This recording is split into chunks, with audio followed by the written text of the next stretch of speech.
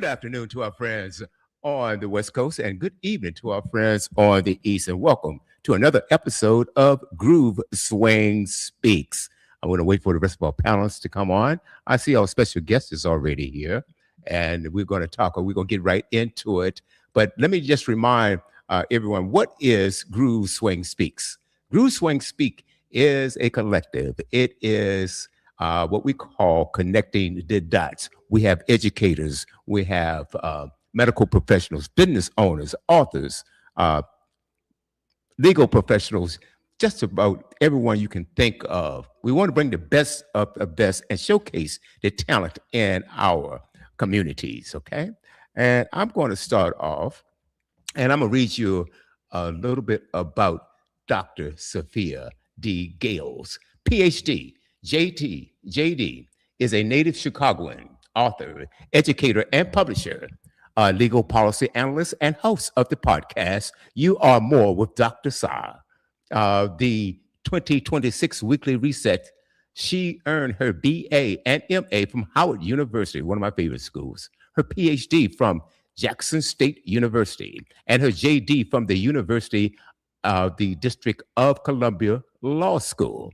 Dr. Sa is the author of the inspirational book, You Are More Than Just Enough, as well as several nonfiction titles and two children's books, Binky and the Cutest Kitten Ever, The Adventures of Buki and Rabbi, Cottage in the Clouds, a Bahamian folktale. Her other works include faculty perceptions of racial climate at HBCUs and the growth and development. I just lost my spot here. How could I do that? Okay, growth and development of the millennial generation, which features a foreword by renowned scholar Cornel West. She has contributed over 80 entries, the African American National Biography, edited by Dr. Henry Louis Gates Jr., and edited more than 10 nonfiction titles and book of poetry. Dr. Sa's career spans media, academia, and public policy. She began in the recording industry in New York with Def Jam Records Inc., and later hosted the talk radio program Beauty, Brains, and the Bottom Line with Dr. Sa on Urban One, formerly Radio One, where legendary comedian and socio-political activist Dick Gregory was a frequent guest. Dr. Sa was production coordinator for Black Entertainment Television, known as BET, Soundstage Concert Series, and a member of the comedian Queen Asia's management team. In public service, Dr. Sa has worked in legislative affairs as a director at the Council of the District of Columbia, the district's highest legislative body, and in public relations for a congressman on Capitol Hill. Her academic career includes teaching at Miles College, Boys State University, Howard University, and the University of Phoenix, as well as tutoring students in Paris, France. Dr. Sa is the founder of 20 Tigers Literary, where she serves as editor and publisher. She is also a public speaker who inspires audiences of all ages and enlightenment and personal uplift.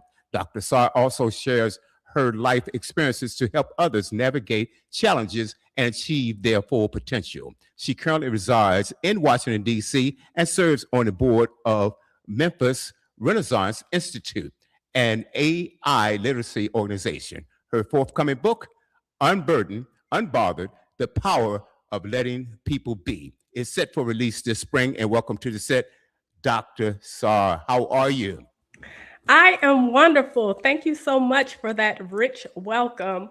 My goodness, I think I need to make it a little more concise, perhaps summarize it. No, I think it's fine because it tells us a lot about what you do and how you do it and what you're doing. And tell us in your own words, who is Dr. Sa? Well, thank you, Mr. Brown. before I tell you who I am, I want to thank you again for having me here on your program.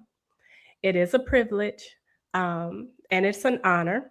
One of my best friends from my doctoral program, Dr. Leonie Letzum, is former president of your sister organization. And so it has a double privilege for me to be here. That is to meet with you and to meet with, Swing Sisters, since one of my best friends is a member. And then I also wanted to thank Rock for coordinating my appearance. And forgive me, I sprayed this white sage and Palo Santo Okay. aromatherapy in here, and I have the door closed and it's choking me up a little bit. Oh boy. Okay. Okay. Take your Okay. time. Kind of reminiscent of the days of candles and incense in the background and smooth radio, right? We're going to talk. So, We're going to unpack all of that because I was so impressed by your bio. I said, "Wow, you've done a lot of things." So there's a lot to unpack. So, yeah, continue, please. well, you asked, who am I? I'm going to tell you a short story before I go into that. So, when I was an undergraduate at Howard, I actually interned with Rush Artist Management, Okay. which is also in New York and founded by Russell Simmons. And during that time, I made a lot of relationships, met a lot of people. This is a very, very, very short version, believe it or not. Take your time. On the elevator one morning, it's probably about 7 o'clock in the morning, and Russell Simmons got on the elevator with me and recognized me from having been there previously, but now I'm an employee. So Rush Artist Management, I don't remember what floor it was on, but when you went all the way to the top, it was all Def Jam. So Russell Simmons says to me, "Oh, we're going to the same floor." And I said, "Yeah." He said, "You work for me?"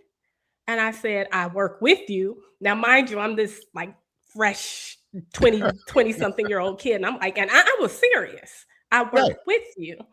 And he was like, "Oh, okay." And he said, "Well, who are you? What do you do?" And I said, "Well, I am a rocket scientist." I don't remember the order, but I remember telling him I was a rocket scientist and I was the daughter of David Hoskins and Penelope Shaman. But what I do for you is I work in promotions and I'm assistant to the senior VP and this and that or whatever. So the elevator dinged and he was like, "All right then, rocket scientist." And so from that point on, we had a great back and forth relationship. That was back in before his yoga days when he would still curse people out on live radio. And so he would sit at my desk. Wherever he wanted to sit was his desk. But anyway, I'm getting off the subject. So I share that with you to say that I've done, yes, a lot of things. I've achieved a lot of things, but I am who I am because of the people who poured into me. David Hoskins, my father; Penelope Shaman, my mother; Montrese Lowry Lackey, my bonus mother; Rashid Shaman, my bonus father; and then, of course, my grandmother. Lucy Kincaid and my Aunt Gail, and just so many more people that I can name. I'm the sum total of the best of them and the best of Chicago. And from them, I get the scholar, I get the creative, I get the fashionista, I get the appreciation for the African diaspora, I get the appreciation for culture everywhere, which includes travel to Europe and Asia. So I'm first and foremost the sum total of just this wonderful, beautiful community and tribe of people who poured into me. That's amazing. And it seems like you spent an enormous time studying in school. You got your PhD, you got your JD. We're going to talk about a lot of that. Obviously, your master's, your bachelor's, master's, PhD, JD. That's a lot of time in school. So you are a student. I mean, you are a person who just seems to strive on knowledge, learning more. Where did that inspiration come from to want to learn more, to want to be more, want to do more? Where did that come from? Wow. Well, the first answer, I would say it's inspired from my loved ones. Mm-hmm. I believe it was being encouraged very early to ask questions. I had a small library as a child.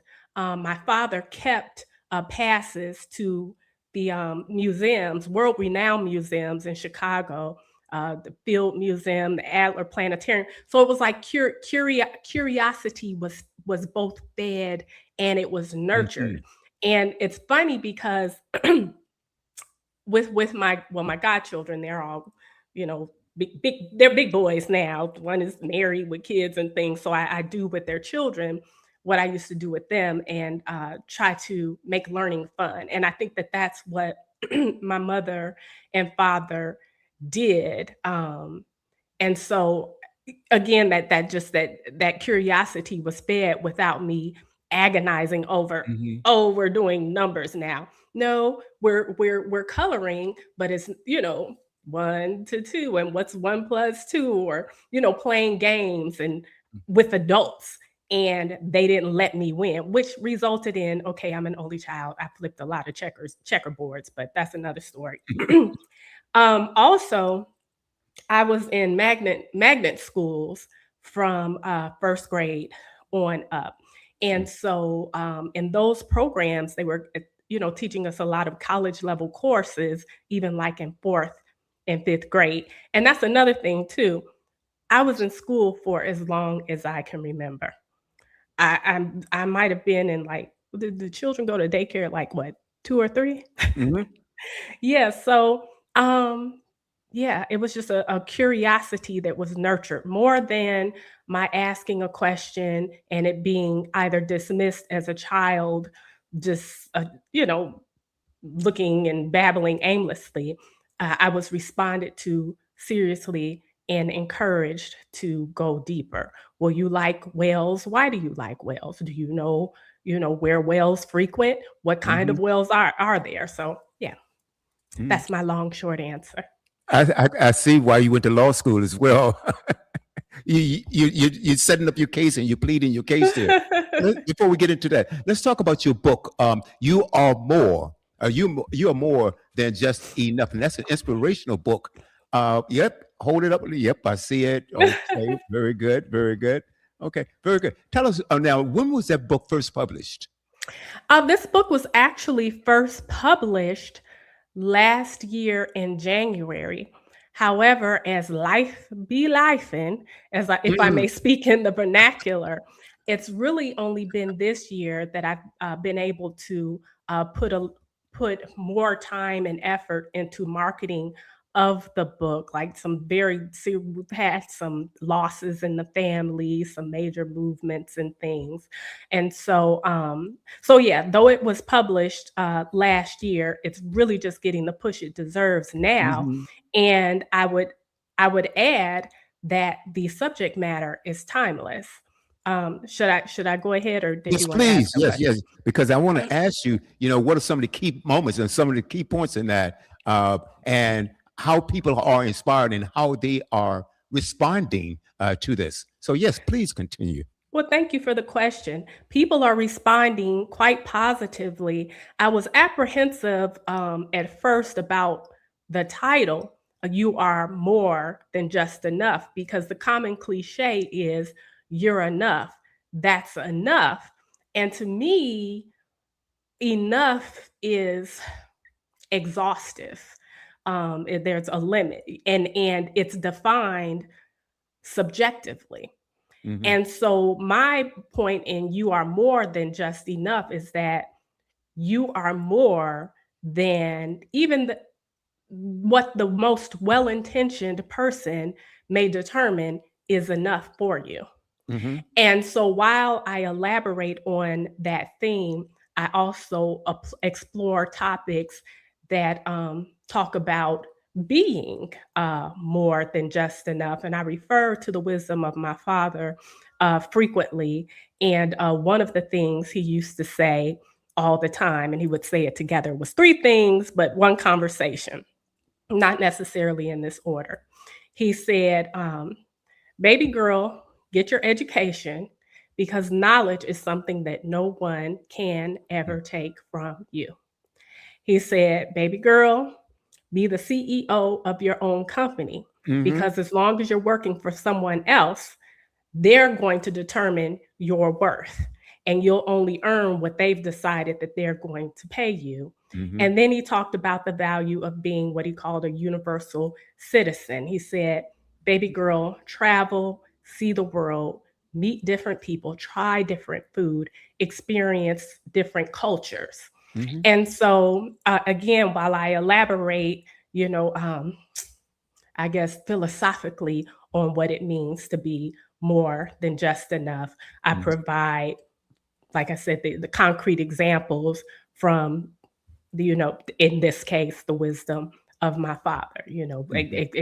exploring those three things, for example, together, is a manifestation or helps to facilitate what is more. Something else I'll add too about what it means to be more than just enough is for people to acknowledge that we're all on our respective paths to enlightenment and achieving our optimal self. And Mm-hmm. so, again, what I decide is enough, and what I don't know, Lily decides, and what Leroy needs to know. I mean, they're all different things. We begin where we are, and as a matter of fact, even when I'm in the in the classroom, I like to give introductory um, activities and exams, quizzes to assess where each of my students is in the, whatever the subject, if it's a Mm-hmm. mass communications or English course. And as opposed to having like just a bar and everybody's gauged by that, it's important to me to be able to understand that perhaps a student who, while they're at, Bowie State University, for example, where I teach and is a a good school, they may not have had the same preparation as another student, and so to gauge them accordingly. I have had some students who are in those advanced programs, or they've already had internships and things of that nature. So Mm-hmm. I tell you, teaching, that is, I would say, one of the most underrated, yet most important uh, works that you can do. Uh, and I think that teachers, number one, I don't think they get paid enough. Number two, I think they're underappreciated. Now, we also know that students learn on different levels. And let's talk about your style of teaching a little bit. And say you have a student that's not doing so well. How do you get that student to pay attention? And tell us some success stories that you had with some of your children or some of your students, rather, that have been just cast aside, not really say, okay, well, they're not going to be anything or anything. Well, tell us about your style of teaching and to give us a few success stories that you've had in the classroom. I'm sure there have been many. there have been many, and actually, I'll start with, oh, there's so many. Well, I am proud to say that a former District of Columbia council member had been one of my students, actually at Bowie State University. I actually ran into him just a few Wow. months ago, and he made that announcement. And then I was That's like, so oh, cool. but wait a minute. People might start, counting down the years. Don't do that. Don't do that. And actually, just today, I was having a conversation with a colleague about how I lost sleep the first night I had to give a student an F. Mm, And actually, the student should have been expelled from the institution. This was when I was a professor, a faculty member at Miles College in Alabama. okay. The student had plagiarized his work. And that's another thing, too. When you're attuned to your students, you listen and follow, even because well, if there was AI, we didn't have it at Miles College back then or whatever. But, there were no really advanced tools to gauge. You could type in some sentences online and, it might come back, oh, wait a minute, that's Dr. Michael Eric Dice, whatever. But I could tell. I know how they speak. I know how they write. But then I also did my due diligence and Mm-hmm. saw where he had gotten the work from. So the rule was, you plagiarize, you're out of here. Okay. And I thought, there's no way I would do that. Mm, I can't do that to a student, and especially not this young brother. okay. Um, Wonderful personality, and as I recall, had always, turned in his own work. Sometimes he didn't turn in his work, but this was a first time. And to me, for it to be the end, potentially the end for one assignment, I couldn't contend with. So what I did was I made a huge example of him. Mm. His father came up to the college maybe a week or two later. I don't remember his name, but well, yeah, I shouldn't say the student's name. I'm not going to say names. But his father, football is really big in Alabama. And so Hmm. apparently his father was a really big football star back in the day, but I didn't know. I'm from Chicago. I'm down there. I'm just like, oh, that's really great for a parent to take interest in their college students' career. The student had told his father what happened. His father came to thank me because he knew what Oh. could have happened and what other people might do. You thought he came up there to shake me up. No, no, no. He came to thank me. So years passed, life happened, and I think I was I think I was in DC. I was back in Mhm. DC.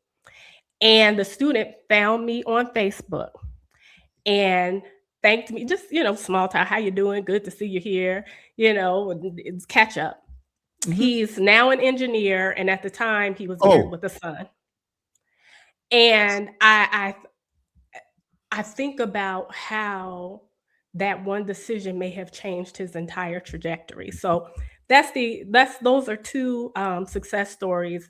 But in general, I think Bruce Lee has his own theory he called, and I may be pronouncing it wrong. You may be familiar, Jun Keep Do or Jun Keep Do. And he basically, it's kind of like the same philosophy as Tai Chi, is Hmm. that you basically roll with the flow, because Right. when you're flexible, you don't bend. And so when I have students who other people might deem as challenged, disruptive, or whatever, it it's important to me to find out why they're behaving this way, and I lean into it. I don't think it wasn't on my bio, but are you familiar with Job Corps? Okay. I am. Yeah, so those are a lot of times the students who have gotten kicked out of school, dropped out of school. And then there were some students who came there because they have like trade programs. And I remember having a student who was very disruptive, but he looked and sounded like the late great comedian Robin Harris. He was really hilarious. He was hilarious, but I'm the instructor. I can't laugh. I need for you to Right. stop disturbing people. I couldn't do anything with him. So I leaned into it. And I was teaching and had designed like a career prep course, a life skills course. Those That's what I was teaching the class that he was in. And so I leaned into it. I was like, you are hilarious and you could go far. But you know what? You're going to need to know how to count your money. And do you have a bank account yet? No. Well, you're going to have a big bank. So let's listen to this and do this and that. And I'll give you a minute at the end of the class and you can roll with it. And Okay. so that's another example. I don't know what became of him, but he stopped disrupting my class. Brilliant, brilliant. I Mhm, love it. I mhm. love stories like that because a lot of these students can be tossed away. They end up dropping out and not doing well in life. But it's the educators like you that change the whole thing around and in fact change their lives by doing so. And this is absolutely amazing. And you have I say what two children's books. Um, Yes. Binky and the cutest kitten ever, brother, and the adventures of Bookie and Rabby. Tell us a little bit about that. I, And and oh, you were you yeah, going to tell say us a little. something else? No, no, go on. Tell Okay. us a little bit about those books. I There's will an inspiration happily. behind it. Okay. I do want to just jump back and say something very quickly as it regards, you know, uh, leaning into student behaviors and going with them and assessing them. Hmm. Early on, I talked a lot. Well, actually, I always talked a lot in school. But Good. before I was in the magnet program, I would talk, I would play, I would look out the window. And what they found was I was a great student. The problem was that I wasn't challenged. So I would finish my work and it's like I'm still a kid. So it's like, hey, what you doing or whatever, or what's out Right. there.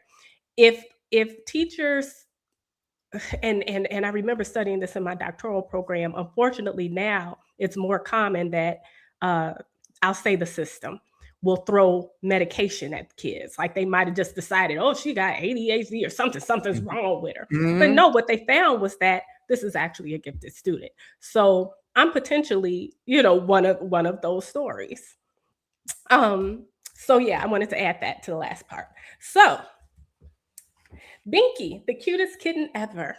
Binky is actually based off of a kitten that I had. My bonus mom bought me a little kitten, Okay. and he had big eyes, and he was a little funky. He needed a bath. So I was like, Blinky, Stinky, Binky. And that's how he got his name. And so the book actually he was a crazy cat. And so there's a part where I talk about Binky running up my grandmother's coat. She had come over from Mhm. church one time, where I know it's gross, but sharing ice cream with Binky, or my father teaching Binky how to fetch. So children love this book. And I've had a few people say that their children reach for this one like every night. And they're like, okay, Oh, can that's we read cool. something else? Yeah. So yeah, Binky is actually a true story. And he liked to watch like tennis and baseball and football with my dad because he's following the ball. Like they got to be real cool. Mm. Now, the Adventures of Bookie and Robbie, Cottage in the Clouds, a Bahamian folktale, I actually wrote together. So Binky, I wrote myself. The illustrator is the same as the illustrator of The Adventures of Bookie and Robbie, Darrell Williams. He's actually out of the Bahamas. Okay. And so he shared with me that the folk tale, and I was like, oh, that would be a great book. Mhm. So, I mean, I guess, like, what would be considered one of our folk tales here? I can't think of any. Hansel and Gretel is from Europe. Well, anyway, you know what a folk tale is. I mean, Mhm. we hear it over and over and over again, and people have their different ways of telling it. And so I told it in my way, and it's basically a story of a greedy a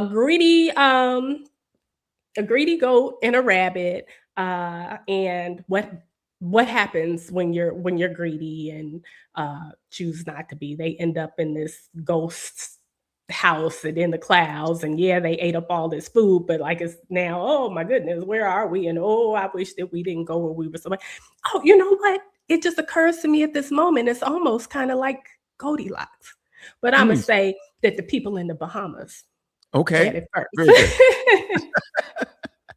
Love it. Absolutely love it. Now, were you teaching now? Now, have you always taught on the college level, or were you also teaching in like a grade school, high um, school, or junior high school, middle school rather, or you? always, always at the college level. I actually started teaching college level courses. When did I have my master? I'm trying to remember, was I working on my master's when I started? I think you have to already have your master's before you can teach classes. So it must have been when I was working on my doctorate, because I actually started my doctorate at Hmm. Howard University. I see. Um, but then I had written a book, and I shared it with my former colleagues at Miles College, and the president at the time, who's now still a very good friend, who's actually now the president of Clark Atlanta University. Shout out to President French. Invited me to return to the institution as the director of marketing and publications. And I said, oh, but I'm in grad school. And then he told me about the program at Jackson State, which is actually where I Hmm. met Dr. Letzum. And so I went down there and whatever like that. And so when I returned to the area, uh, I had my PhD. So I've always taught at the university level, even before I had my doctorate, while I was working on it. And yeah, I love to, no matter what I'm doing, I love to keep a leg in the classroom, because I have seen for myself, and perhaps you've experienced, that there's so many people, they may be the brightest scientists, and they might be able to put together a sentence more grand than Maya Angelou or William Shakespeare, but they're horrible people. Maybe you had that instructor, in the classroom, where they don't connect to you as a person. And I believe that that's where I have my greatest success because I appreciate that the students are people who are there to acquire knowledge. And if they're unhappy, uncomfortable, unprepared, and whatever, then they're not going to acquire that. So it's more than just a top down, I have my degree and I'm here to tell you, you better do this and that. Oh, yeah. It's I believe in, I'm facilitating your learning. And so this is a collaboration. Hmm. I tell you, now, like I said, teachers, I love teachers. Now, I didn't love all of my teachers coming up, but it was one that especially didn't like at all. Um, she told me one day I was in class. I wasn't a bad student. I wasn't a failing student. I used to like to talk a lot in the back of the class. Right? So, and she had her favorite student was a girl by the name of Debbie. And Debbie and I were really, really good friends. We used to always just cut up in the back, but she loved Debbie. And she told Debbie, Debbie, I want you to move your seat up here with me because I want you to get away from him because he'll never be anything in life. I said, whoa. And as a child at that time, I'm in the fifth grade. As a child at that time, I said, this is dead wrong. She should never teach another class. I didn't report her to anyone, but can you imagine a teacher telling a student there? Now, we had some other students that she uh, talked down on, and they quit. I mean, they quit school altogether. I said, so a teacher can inspire a student, or a student, or a teacher can, just disrupt the child's entire life because teachers are someone we grew up to respect and look up to. And if someone of that authority tell you something like that, it can affect you one way or the other. Now, how it affected me was that I said, no, she's not going to get away with this because every time I thought about her, it motivated me to do more and to do better. But it could have worked the other way around. What do we say to something like that? And what do you say about teachers that instead of inspiring, they look down on or talk down to a student? How harmful is that? Well, the first thing I'll say is I'm so sorry that you had that experience, but I Mm, so wish that that educator, if she could even be called that, could see mm, you now. I agree with you that it's horribly damaging.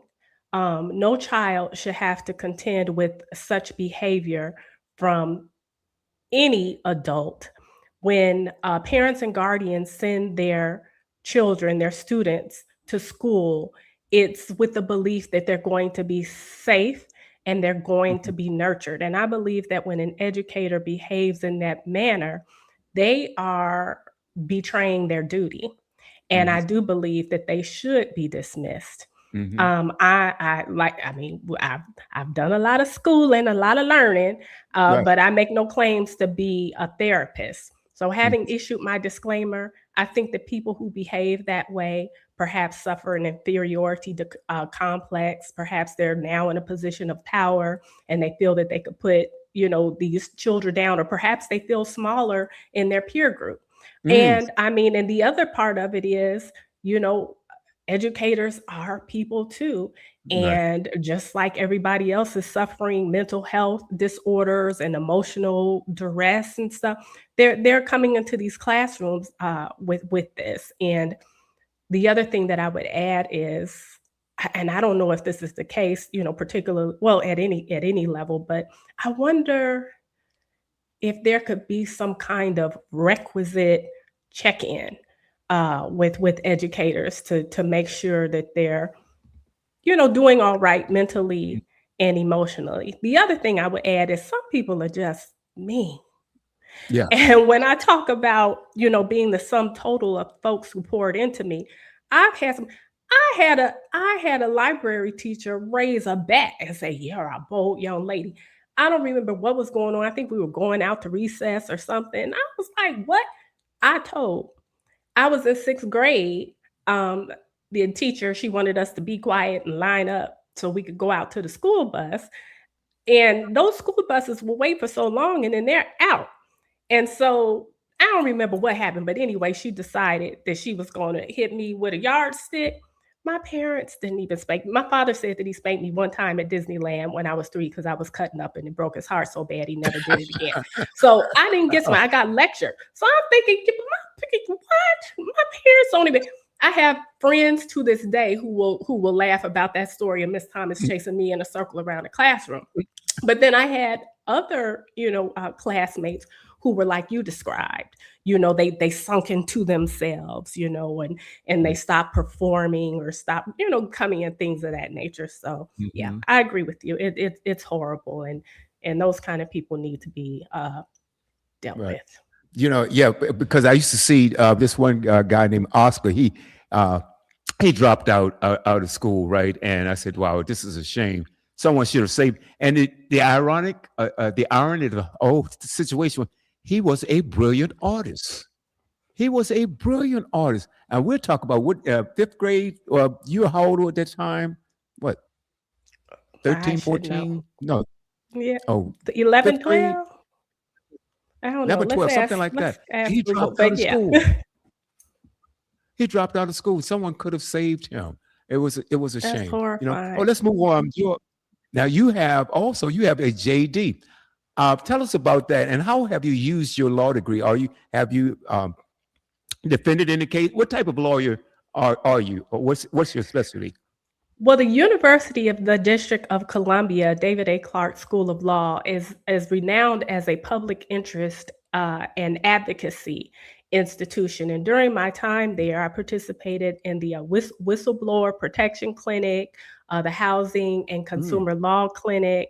I worked with the Department of Employment Services, the DC Office of Attorney General, and probably some more. And so that's where my preparation lies.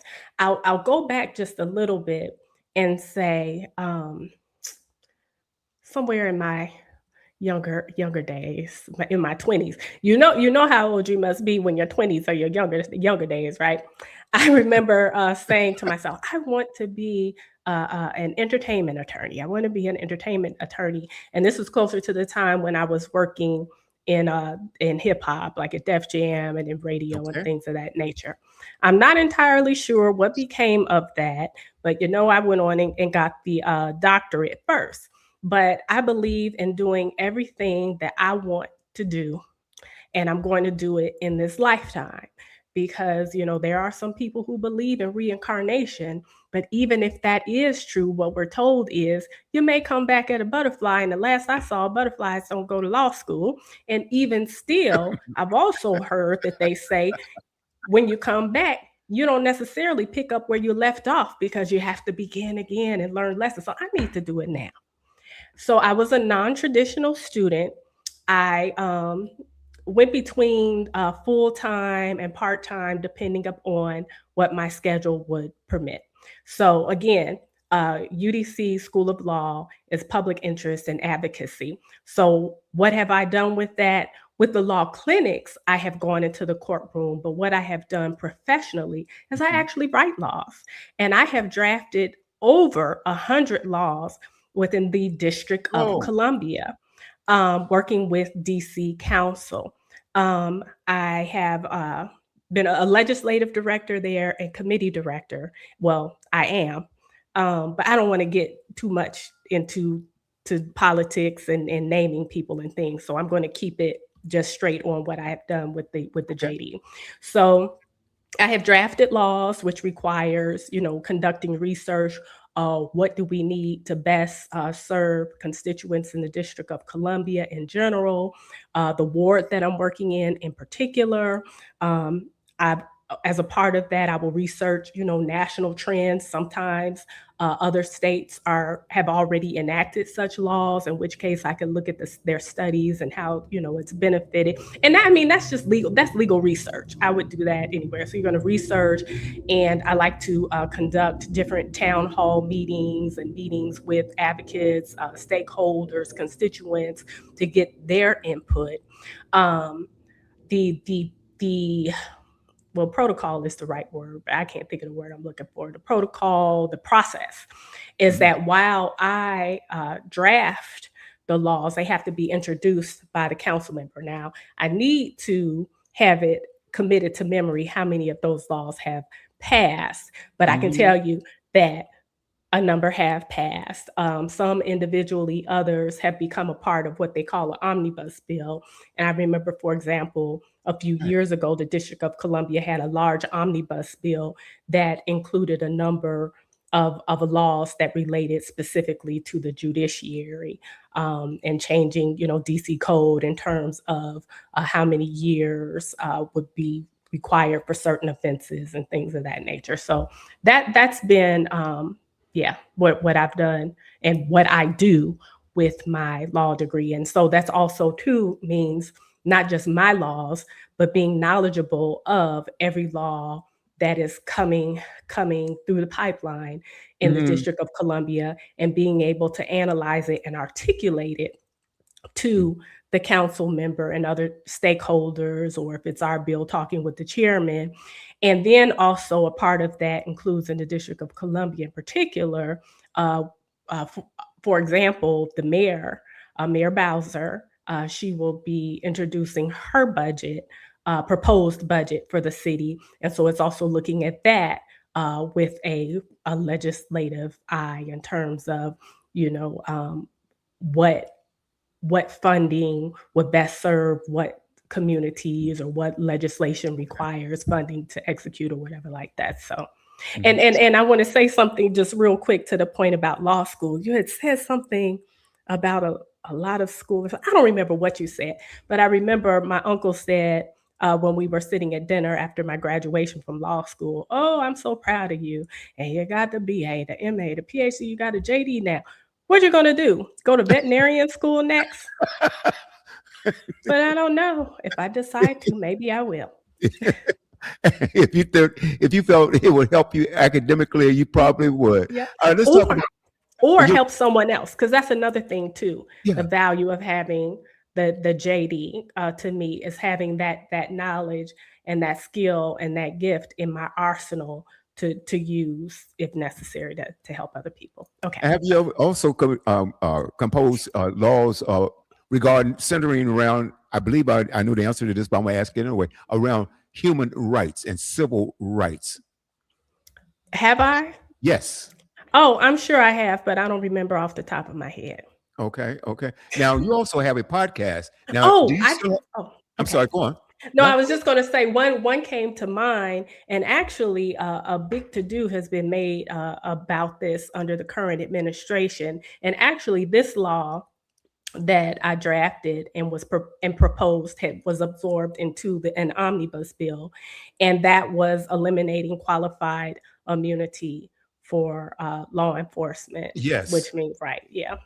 So yeah, I did that in DC. I That don't is know where it is now, but yeah. Yeah, that is that is vitally important Mhm. because they Yeah. hide behind that, Mhm. because you have a lot of nefarious officers out here, law enforcement officers, that do horrible things, and they hide behind that, immunity, Yes, sir. because Mhm. no, that's not right. That's not right at all. Mhm. And they're even doing something like that now with ICE. They're trying to do that with ICE. I don't know how Mhm. far that is going to go. Let's talk about. You also have a podcast. Now, Mhm. do you still have the podcast? You are more with Dr. Sa. I do. You Are More with Dr. Sotz, the 2026 weekly reset. Okay. And episodes are anywhere between 3 to 5 minutes. I think last week it may have gone to 6 minutes. And the idea is that you tune in and you get something of a meditation, a reset to take you through the week, whether it's Hmm. about agenda setting in your life, or Hmm. of having a positive mindset. And I can't think of all of my episodes right now. Hmm. I had recently, let's see, it would have been the week before last, I did a podcast that was a tribute to the dear, beloved, powerful, impactful. I cried just calling up his name, Reverend Jesse Jackson. Chicago loves some Jesse Jackson. He is Hmm. our own, but he That belongs is to the right. world. But so I did a tribute to him, and so that was around you are somebody. So, Mm, so yeah, that yeah. that's what it is. And ideally, people will tune in and they'll get that uplift. And actually, the feedback that I have gotten is that folks have found it useful, and they can go back and review past episodes as frequently as they like. And if nothing else, they can always get their copy. They can get the copy of And your blue book. yeah, yep. Absolutely. Mhm. Absolutely. And you know, and I tell you now you said now your episode will last what 5, 6 minutes, 9, 8, 9 minutes or something. It's very, very Oh, short. not even that long. Oh wow. No, about the 3 to 5. You know, I tell you, I think that's I like this program lasts an hour, and we had on last week, we had a guest on, and the show, great guest and motivational speaker, my brother Harold Reed Jr. Harold, if you're listening, thank you so much for coming on. But it went over. It went over way too long, and so people's attention span, you lose them after a while, And so because this show was a 2 hour show, then we decided to cut it back to an hour because we want to let the audience know that are uh, who our audience, I mean, who our guest is. Tell us a little bit about that guest, and then tell your story. So it takes a little bit longer. Leon Ledsome. Hey, Leon, how are you? And Rock, is she's watching as well. She said there are several Hey. other books as well. You have some other books. You have. I know you mentioned two books that you've written, and now well, actually four with your two children's books. Now, did I miss something? Is that two? You're more with Dr. Sarge. Well, I know you mentioned, I actually gave you the short title, Growth and Development. It's actually Murder to Excellence, Growth and Development for the Millennial Okay. Generation. It's the biography of Wallace Gator Bradley. I don't know if you're familiar with like Gangster Disciples, Folks No, Nation, People's Nation. no, I'm not. Okay, No. you don't need to be. They're like I guess, well, I don't want to get in trouble, but I'm not gonna say who they're like. But you heard of Crips and Bloods? I have. Okay, well, Gangster Disciples, I mean, they're on the East and West Coast, but largely in the Midwest and in the South, and they were founded in Chicago. So it's actually with the former chief enforcer for the Gangster Disciples, and Dr. Cornel West did the foreword. And then we have reviews by Dr. Benjamin Chavis, Reverend Al Sharpton, Congresswoman Maxine Waters, and then Rhyme Fest, who's a award-winning rapper and poet who has written for Common, and well, now he's Yay. I told you about You Are More. We talked about the two children's books, Faculty Perceptions of Racial Climate. We talked Mhm. about the contribution to poetry, the contributions to AAMB. I've edited works, and see, I may not get the full title. You see me looking, trying to remember altruism at HBCUs or something. I don't remember the full title. Hip hop pedagogy. Um, Oh shoot. There are some more. Oh, Yeah. but here, people can go to www.drsafiagales.com for a full list. Oh, and that's another thing too. Um, some of those books were published as when I was still Hoskins. Hmm. So they would find them under SaFiya Hoskins. So no, that's not all the books. And yeah, there's so many I can't even There's some remember of them it. all off the Yeah, top of I'm my reading head. something. I see some of your works include faculty perceptions of racial climate Oh, I'm shy. at Don't read it out HBCUs. loud. Yes. You know, so let me tell you about this. So Please. the body of so I published as faculty perceptions, Hmm. so that people, particularly in this climate, wouldn't be taken aback by the white faculty perception. Well, what is it or whatever. Um, but the body of research talks about white faculty at HBCU was falling into a number of categories. So it's the martyr, the moron, the messiah, and the marginal man. Mm. Okay. Well, Dr. Letzum, she's listening. If I forgot one, she could chime in. So let me get it straight. The messiah is there to deliver Black students from their ignorance, and it's not, and I'll say this too, and I found that it's still the case in the interviews that I did. There are some folks who are intentional, but for the most part, it's not almost like micro how we talk about microaggressions Hmm. or racism and things being so ingrained kind of thing. So because I've had some great professors of all different nationalities, so I don't want to talk about nobody, but anyway, so that's the Messiah. The martyr is there to atone for the sins of their fathers. And so now I'm gonna go teach with black folks. I did it.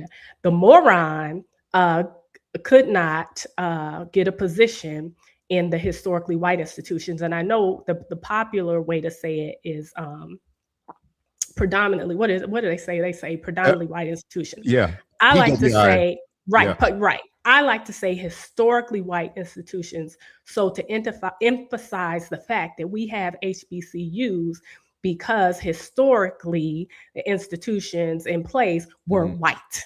Right. And we have HBCU. Well, you know, because they would rather build us a school than to Admit us. admit us into their Yes, right. institutions. So the moron couldn't get a job, couldn't measure up, and so they come and they bring their mediocre skills to the HBCUs, and then the marginal man is at once the Messiah, the martyr, and the moron because these are people who exist every day in the hegemony. Though they're part of the larger class, the status quo. Why she say Peter? But I like HWI. um, and so they're in effect marginalized at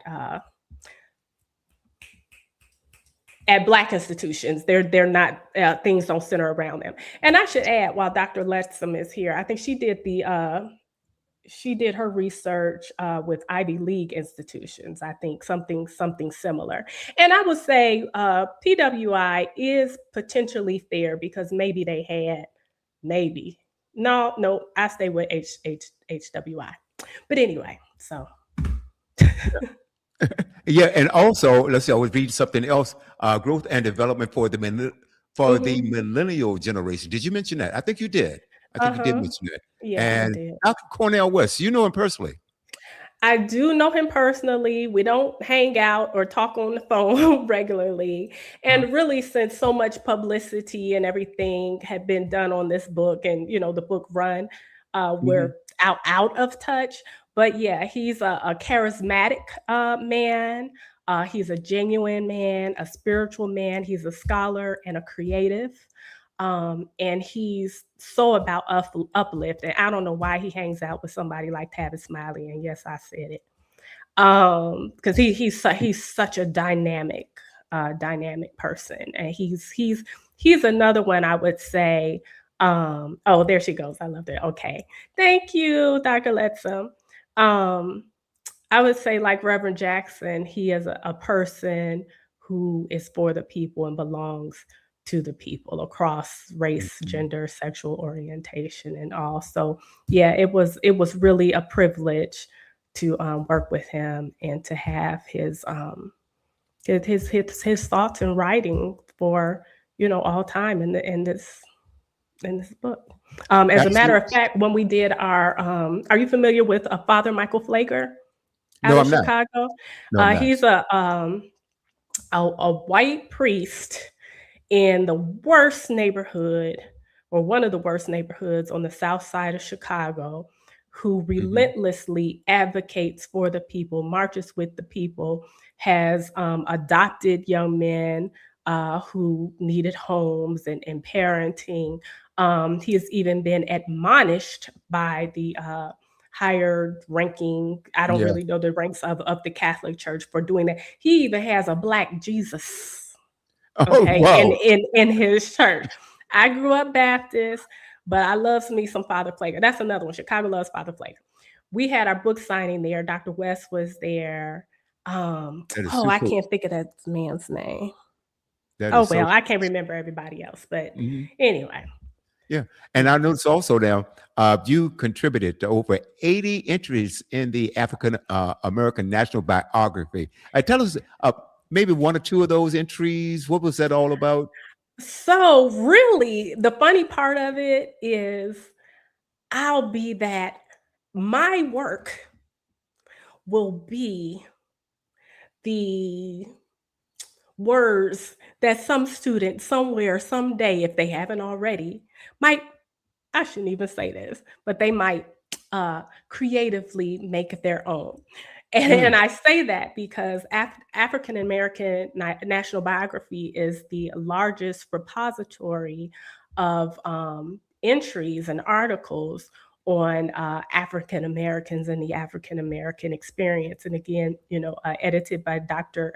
Henry mhm, Louis Gates and Dr. Evelyn Higginbotham Brooks out of Harvard University on Oxford University Press. My mm. very first entry that I did for them was actually Sherman Hemsley. But I've done, oh, I can't, there's so Oh, many. Felicia Rashad, Erica yes. Badu. Um, Oh, that's oh, too cool, man. who's the person who is it Percy Sledge?